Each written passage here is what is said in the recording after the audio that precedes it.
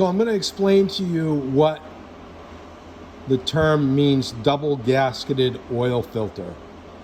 Now, if you go to a quick lube place and they're in a hurry, which that's what you get, quick lube, if the oil filter is pulled off and the oil filter is low quality, this O-ring comes off.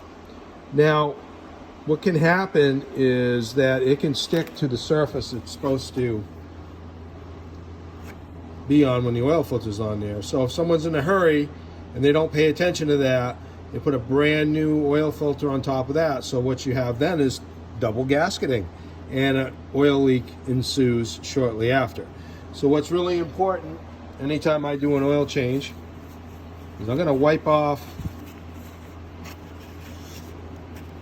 the sealing surface, make sure. So I put my hands on it, I know there's no gasket there. So anyway, it's always a good idea to check for leaks after your oil change is done. You don't want to get halfway up the road and have your red oil light come on and say, you need an engine now. I'll see you later. Have a good day.